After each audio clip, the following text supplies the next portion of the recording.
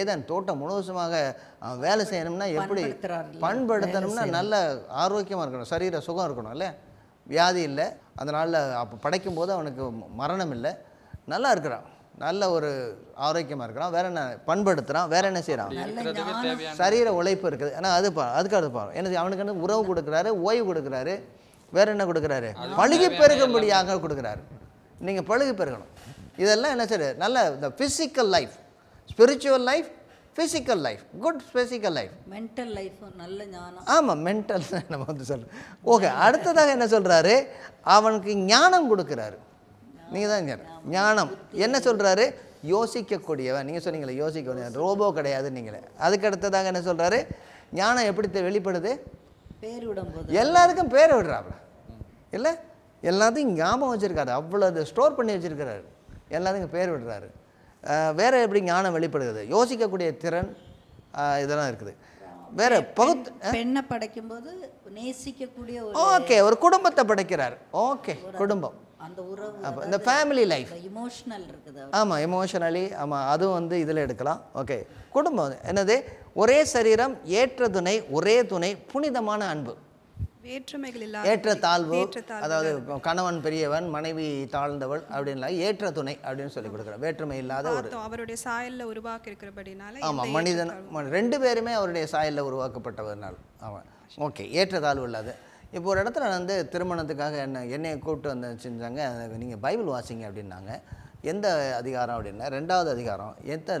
எல்லாம் வாசிச்சுட்டு இந்த கடைசியில் உள்ள வசனத்தை மட்டும் 2வது அதிகாரத்தில் வாசிக்க வேண்டான்ட்டாங்க. ஏன்னா அது வந்து கொஞ்சம் இதுங்க, அது நிர்வாணியாக இருந்தாங்க, அந்த வசனம் இருக்குது, அது வந்து சபையில் வாசிக்கப்படாதுல்ல. ஏன் அது பாவம் இல்லை. ஐயா, பாவத்துக்கு முன்னாடி உள்ள வசனம் ஏன் அது, அதைத்தான் நான் சொன்னேன். அவங்க வாசிக்க வேண்டான்னாங்க, நான் சேர்த்து வாசித்தேன். ஏன்னா அந்த புனிதமான அன்பு அவருக்கு 2 பேருக்கு இடையில இருந்தபடினால ஆண்டவர் அவனை குடும்பமாக அணைக்கும் பொழுது எப்படி அணைக்கிறார், எந்த விதமான ஒளிவு மறைவு இல்லாமல் அவங்கள வாழ வைக்கிறார். டிரான்ஸ்பரண்ட், வெட்கப்படாது இருந்தார். 2 பேரும் நிர்வாணிகளாக இருந்தாலும் வெட்கப்படவில்லை. That's a totally God's created family life. Holy matrimony. ஆமாம், போடுறது மட்டும் ஹோலி மெட்ரிமோனின்னு போட்டுறாங்க. ஆனால் வாசிக்கும் போது அது மட்டும் வாசிச்சிடாதீங்க. ஏன்யா நான் சொன்னேன், ஏன்யா பைபிளை போட்டு இப்படி இப்போ சின்ன பின்னப்படுத்துறீங்க, இல்லை நான் சேர்த்து வாசித்தேன், தட்ஸ் தேர். ஆமாம், அது சபையில் வாசிக்க விடாது. ஓகே, அப்போ ஒரு குடும்பமாக வச்சார்.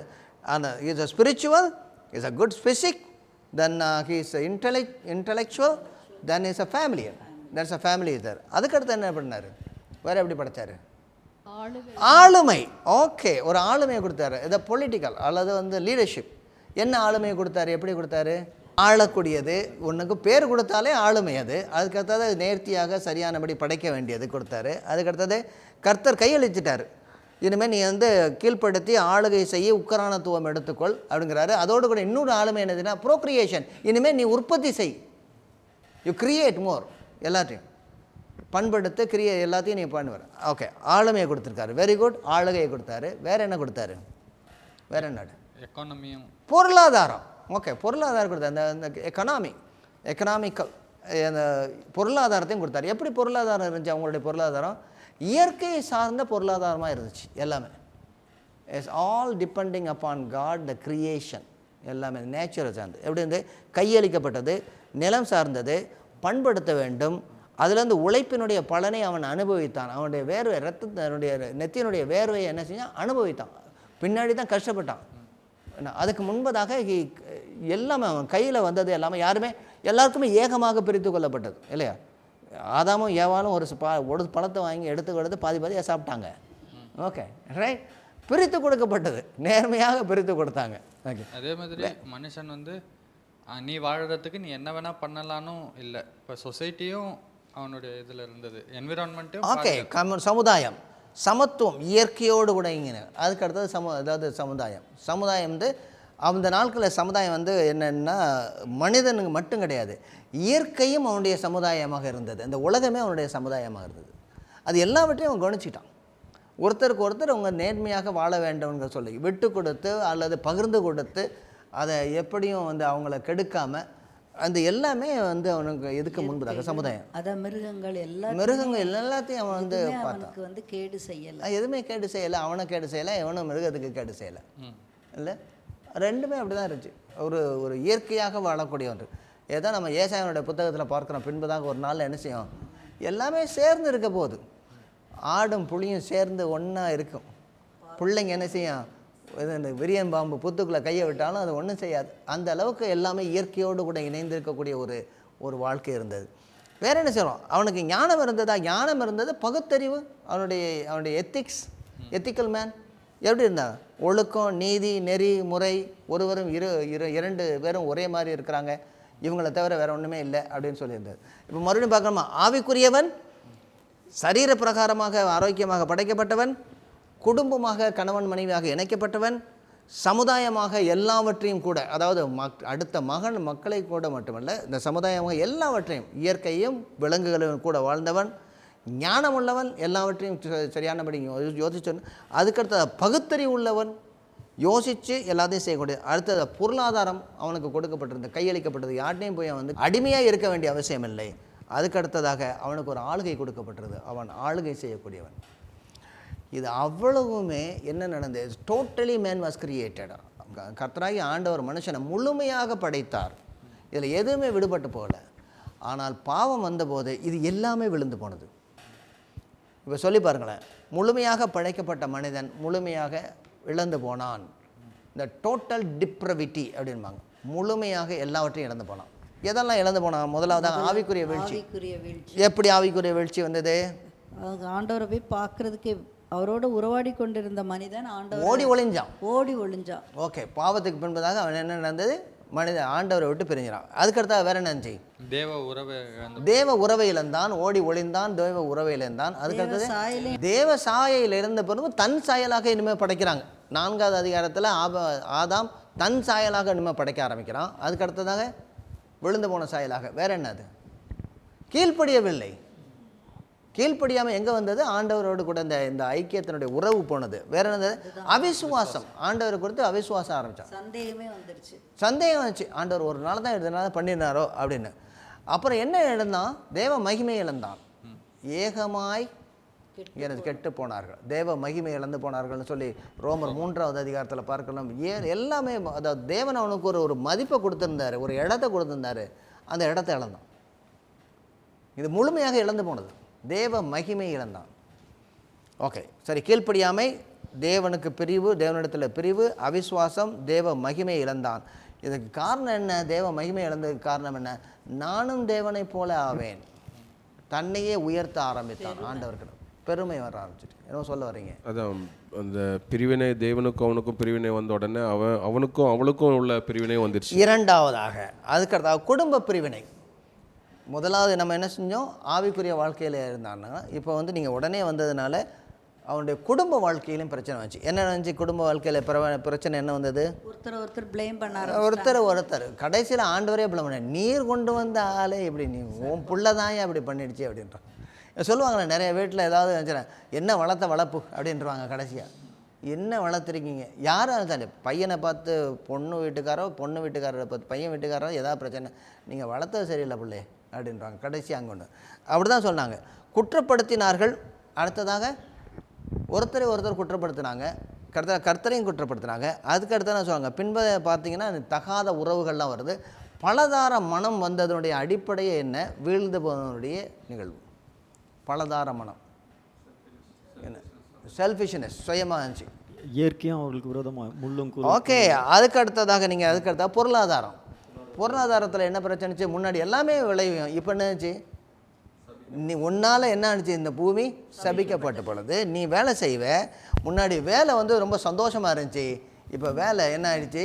கஷ்டமாக போயிடுச்சு. வேர்வை சிந்தது, அதாவது மேனுவல் ஒர்க்கு. ஓகே, எல்லாம் கேட்பாங்க, என்ன வேலை செய்கிறீங்க அப்படின்னு கேட்பாங்க. நான் ஆஃபீஸில் ஒர்க் பண்ணேன். Very good. நீங்கள் என்ன வேலை செய்கிறீங்க? நான் வந்து அங்கே வந்து ஸ்டோரில் வந்து நான் தான் எல்லாம் ஃபிட்டிங் பண்ணுறேன். ஓ, ரொம்ப கஷ்டப்பட்டு வேலை செய்யணுமோ? ஆமாம், பயங்கர வேலை. ஏன் வேறு ஏதாவது வேலை பார்க்கலாமே அப்படின்னா என்ன? உடலை உழைச்சி வேலை செய்கிறது இப்போ எப்படியா போச்சுன்னா, என்னையா வேறு ஏதாவது வேலை செய்யறது, மெக்கானிக்கல் இன்ஜினியர் ஏன் படிச்சு அப்படின்னு கேட்க ஆரம்பிச்சுறாங்க. நீ ஒரு சாஃப்ட்வேர் இன்ஜினியராக இருந்தேன், சாஃப்ட்வேர் இன்ஜினியரில் இதை கஷ்டப்பட்டு வேலை செய்யணும், 24 மணி நேரம் பர்கரை சாப்பிட்டு தான் வேலை செய்யணுமா? ஏதாவது ஜாலியாக இருந்து ஏதாவது ஷேர் மார்க்கெட்டில் போடணும் அப்படின்னு. அப்படி வேலை பண்ணியும் பலனை தர மறுத்தது அப்படின்னு. பலனை தர மறுத்தது, அதாவது சரியானபடி பொருளாதாரம் இல்லை, நிலம் சபிக்கப்பட்டது, ஏற்ற பலனை கொடுக்கவில்லை, பொருளாதாரத்தில் ஏற்றதாழ்வுப்படுது. நான் நிறைய உள்ளவன், நான் கீழே உள்ளவன் அப்படின்னு வச்சு. சரி, ஃபிசிக்கலாகவும் எல்லாத்தையும் ஃபிசிக்கலாக சரீரத்தில் முதல்ல என்ன வந்துச்சு? சரீரத்தில் என்ன பிரச்சனை? மரணம். அதனால் தான் ஆண்டவர் சொல்கிறாரு, இனிமேல் வந்து ஜீவரட்சத்தை புசித்து எப்பொழுதுமே மரணம் இல்லாமல் இருக்கக்கூடிய நிலைமைக்கு அவன் போயிடக்கூடாது, அதுக்கு வேற ஒரு வழி வச்சிருக்கிறேன் அப்படின்னு சொல்லி ஆண்டவர் கொடுக்குறாரு. அது சரீர வேதனை. ஏதேன் தோட்டத்திலேருந்து வெளியே கொண்டு வந்துட்டாங்க.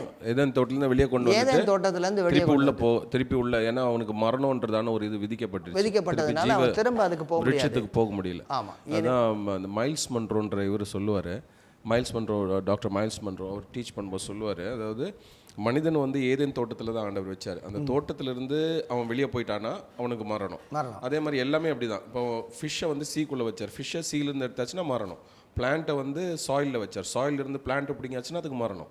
அதே மாதிரி இப்போ ஸ்டார்ஸை ஸ்கைஸில் வச்சு ஸ்கைஸ்லேருந்து கீழே வச்சுன்னா அதுக்கு மரணம். அதே மாதிரி மனுஷன் தோட்டத்தில் தான் இருக்கணும். அந்த தோட்டத்திலேருந்து அவன் எடுத்து அவருடைய மனுஷன் எங்கே ஃப்ளரிஷ் ஆவான்னா காட்ஸ் ப்ரெசன்ஸில் தான் ஃப்ளரிஷ் ஆவான். அவன் வந்து தேவனுடைய பிரசன்னத்தில் தான் இருக்கணும். கரெக்டாக இருக்கு. மனுஷன் வந்து தரையில் தான் இருக்கணும். அவன் தண்ணியில் விழுந்தான்னா மரணம் தான். ரெண்டு தண்ணிலையும் இல்லை, மனுஷன் வந்து நல்லா ஒழுங்காக தரையில் இருக்கணும். அவன் தண்ணியில் விழுந்தான்னா மரணம். ஓகே, இல்லை, அதாவது இருக்க வேண்டிய இடத்துல வச்சுருந்துருக்கணும், இல்லாமல் போயிடும். அப்போ மறுபடியும் திரும்ப ஒரு தடவை பார்க்கணுமா? ஆவிக்குரிய வீழ்ச்சி, ஸ்பிரிச்சுவலி ஃபால் டவுன். அப்புறம் சரீரத்தில் பாடுகள், குடும்பத்தில் பிரிவினை, அதுக்கு அடுத்ததாக சமுதாயத்தில் ஏற்றதாழ்வு, பின்பதாக ஞானத்தில் கேடு. என்னது? சுய மகிமை, எல்லாமே சுயத்துக்காக. பின்னாடி நீங்கள் வசனங்கள்லாம் நீங்கள் பார்த்தீங்கன்னா எல்லாமே பலதாரம் பண்ணதுடைய பலதாரத்தினுடைய அடிப்படை என்ன? நிறைய பிள்ளைங்க வந்துச்சுன்னா நான் பாதுகாப்பானவன் அப்படின்னு சொன்னாங்க. அதுக்கு அடுத்ததாக என்ன சொன்னாங்க? பெருமை, பலவந்தம் வந்துச்சு. ஞானத்தில் என்ன கேடு? எல்லாவற்றையும் தன்னுடைய ஞானத்தை பயன்படுத்தி தனக்கு மகிமை உண்டாக என்னெல்லாம் செய்யலாம்னு சொல்லி பார்க்கலாம் தான். அறிவில், பகுத்தறிவில் என்ன செஞ்சான்னா பங்கம் வந்தது. ஏன்னா தேவனுக்கு விரோதமாக யோசிக்க ஆரம்பிக்கிறான். பொருளாதாரத்தில் சீர்குலைவு, ஆளுகையில் கொடூரம் வந்துச்சு. கொடூரமான ஆளுகை, இந்த டைரனி அப்படிங்கிற வார்த்தையை பின்னாடி வந்தபோது ஒருவரை ஒருவர் எப்படி அடக்கி ஆள வேண்டும், அடக்கி ஆளுவது, அதாவது ஏற்றதாழ்வு இல்லாமல் நேர்மையாக இருக்கக்கூடியது போக அடக்கி ஆளக்கூடிய இந்த ஆள் வந்து இது 3வது அதிகாரத்தில் வந்தது. 3வது அதிகாரத்துக்கு பின்பதாக நீங்கள் பார்த்தீங்கன்னா 1, 2 அதிகாரத்தில் கர்த்தர் செய்தவை அவ்வளவையும் மனிதனுடைய வீழ்ச்சி, அவனுடைய பாவம், கர்த்தருக்கு விரோதமாக அவன் செய்தது, கர்த்தருடைய கட்டளைக்கு அவர் வைத்திருந்த நோக்கத்திற்கு, அவருடைய சித்தத்திற்கு விரோதமாக செய்தது. நான் கட்டளைன்னு கூட சொல்கிறது கிடையாது. இப்போ வந்து அப்பா வந்து தூங்குறாங்க, இப்போ மெதுவாக நான் நடந்து போகணும். ஏன்னா அப்பாவுக்கு கோவம் வரும்னு கிடையாது, இவ்வளவு அன்பாக உள்ளவரை நான் எப்படி நான் துன்பப்படுத்துவேன் அப்படின்னு சொல்லி நாங்கள் அமைதியாக போகிறோம். அவரை அவங்க வந்து தொந்தரவு பண்ணக்கூடாதுன்னு போகிறோம். அதாவது முக்கியமாக என்ன? கர்த்தருக்கு விரோதமாக, கர்த்தருடைய அன்புக்கு விரோதமாக எப்படி போவது? இதுதான் பாவத்தினுடைய அடிப்படையானது. என்ன சொல்கிறாங்க? கர்த்தருக்கு விரோதமாக நான் எப்படி செய்வேன்? 3வது அதிகாரத்தில் கர்த்தருக்கு விரோதமாக அவர்கள் செய்ததுனால எல்லா இடங்களிலும் வீழ்ச்சி நடந்தது. இந்த man was created totally and man fall totally, total depravity, முழுவதுமாக அவர்கள் மகிமை இழந்து போனார்கள் 3வது அதிகாரத்தில். ஆனால் கர்த்தர் அவர்களுக்கென்று ஒன்று வைத்திருக்கிறார். 3வது அதிகாரம் 15வது வசனம். இதனை குறித்து நாம் அடுத்த நிகழ்ச்சியிலே பார்ப்போம். கர்த்தர் முழுவதுமாக நம்மை கைவிடவில்லை.